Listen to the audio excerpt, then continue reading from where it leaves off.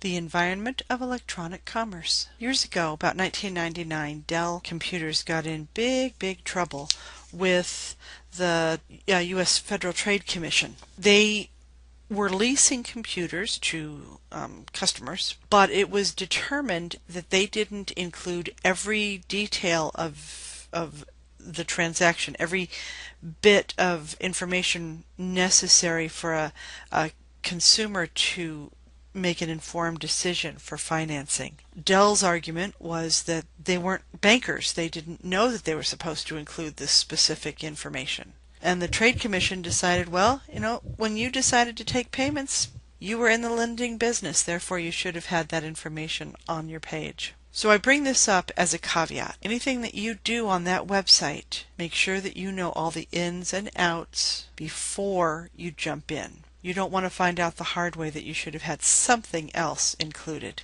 Borders and jurisdiction. There are a lot of gray areas still regarding online business. And for now, the legal and geographic boundaries are being determined by the following four. The first is power. Which government can exert control over that site? So if it's in Switzerland, we would have very limited control. If it's in Idaho, the United States would have stronger control. So it really is based on where the physical location of the connection itself, the original connection is. Where are the servers being held? And what government has the power to exert control? Second is effects. It really depends on how hard you want to push something. If you were to open a restaurant in Rome and you used a name that had already been selected by someone else, the people in Rome would probably sue you.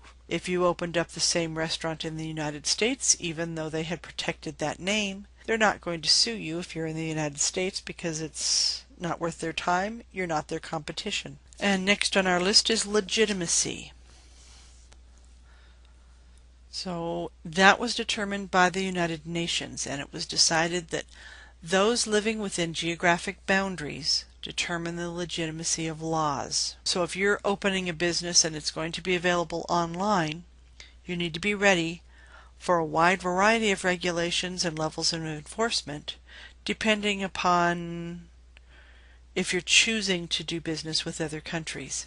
Now, there's a difference between making your web page available and anyone in the world can see it, versus actually doing business with people in another country. You would have to ship products to them, and in that case, you would have to comply by the rules and laws in that location. And finally, notice. And that's the most difficult because you may not be aware if other people or if people from other countries are accessing your site. So being notified that it's illegal to sell online memorabilia from Nazi time period in France, it's hard to prove that you have been made aware that that is indeed the case. Therefore, if a notice is sent out, it's usually sent out in regular mail, registered mail, so that someone is physically made aware. Contracts have three pieces: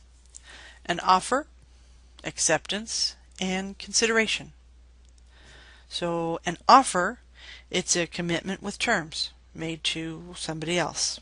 And in our case, it's going to be that the willingness is to buy or sell a product or service. Acceptance is the willingness to take the offer. Consideration is the agreed upon exchange of something valuable, money, property, services, when one of the parties accepts from the other party. When these are all in place, you have an implied contract. Although my way of thinking, always get something in writing. So here's an interesting tidbit.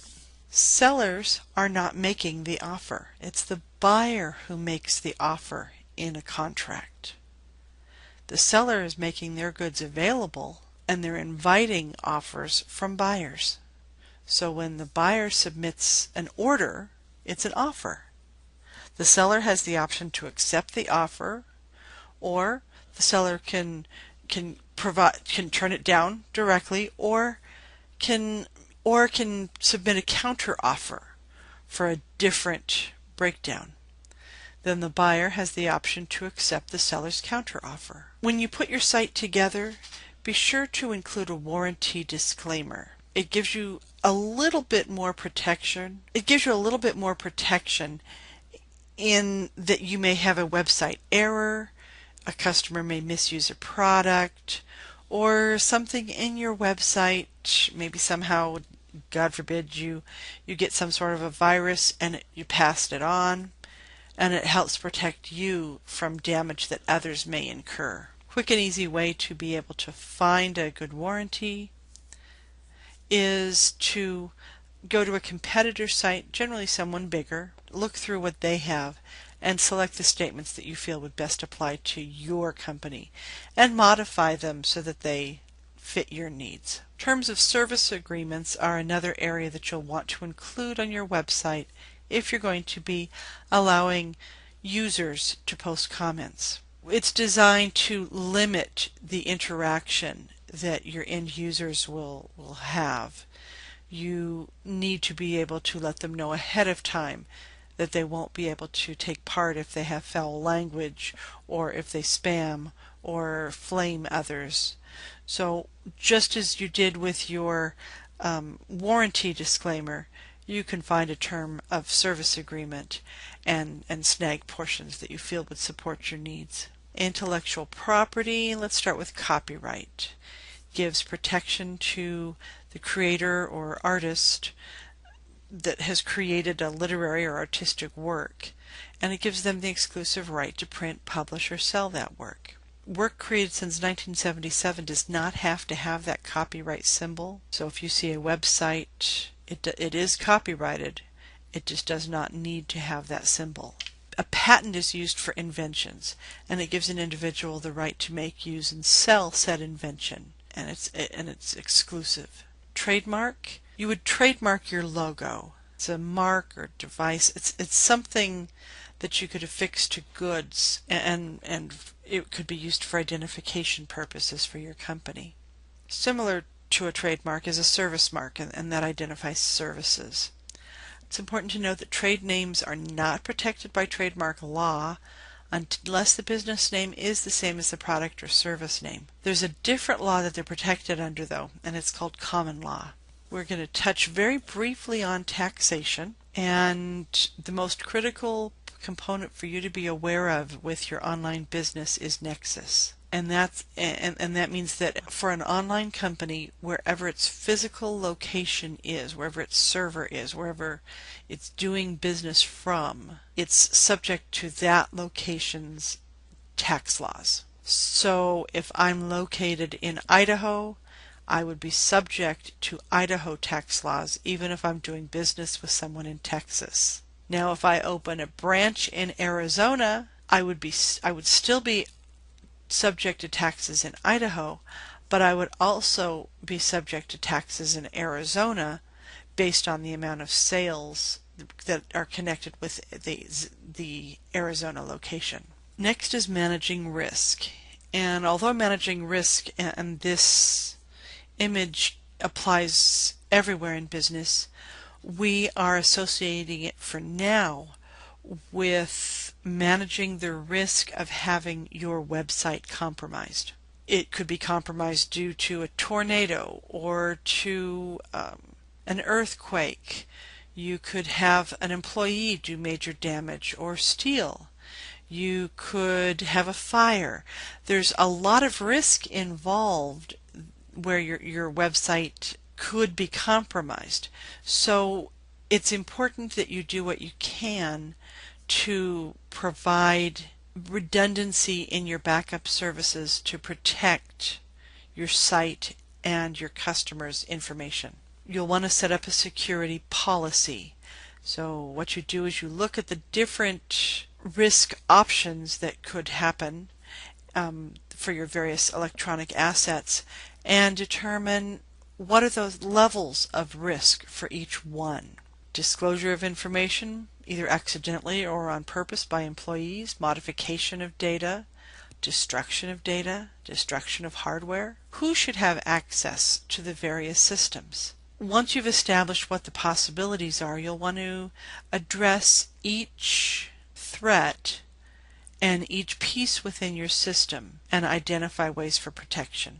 I also recommend that you don't host your own website on a home server. Having a dedicated company host your website can give you an added level of protection. It takes away a lot of the risk of having a web-based business because they have the power and the security to be able to protect people's information more securely than you might possibly be able to. The most common type of security breach is employee theft, but you probably already knew that. In order to be able to prosecute an employee, you need to have a written security policy in place that spells out how employees are allowed to use company equipment. I know that sounds silly, but you have to be able to put it in writing that they can't manhandle or look up inappropriate websites or whatever it is that you need to protect your business from and for. You need to have it spelled out in writing, and you need employees to sign off that they are aware of these. And our final area is payment systems. So electronic funds transfers, EFTs, those are what are used by companies to process online payments. It's all done electronically. Money actually never really changes hands. Online payments are less expensive for companies per transaction. Regular mail can cost $1.50, sometimes more per transaction, and online payments cost around 50 to 75 cents or so. Two general types of online payments: e-checks or payment cards. And there are a variety of different payment card types available. A credit card has a spending limit. So someone may have a credit card with a $500 spending limit, and they're able to charge up to that amount. They're expected to pay monthly a minimum amount at least a minimum amount, until what they've charged is paid off. A debit card removes the amount of the sale directly from the cardholder's bank account, and it transfers it to the seller's bank account. Charge card, like American Express, doesn't generally carry a limit. Users are expected to pay off the card in full at the end of the month. And then you have gift cards, also called single-use cards, because they're designed to have a certain dollar limit added to them. Once they've been used, they're generally discarded. Should you decide that you want to offer a web catalog style service, so give people the opportunity to order products online, you'll want to work with your bank, and they'll help you set up online card acceptance. There are also third-party organizations that will set up online card acceptance and bill through them. I don't recommend going through PayPal, not because of their security, but because they have garnered a reputation for amateur. They're not as professional as if you list MasterCard, Bank Americard, Visa. It just gives a more professional look and feel to your site.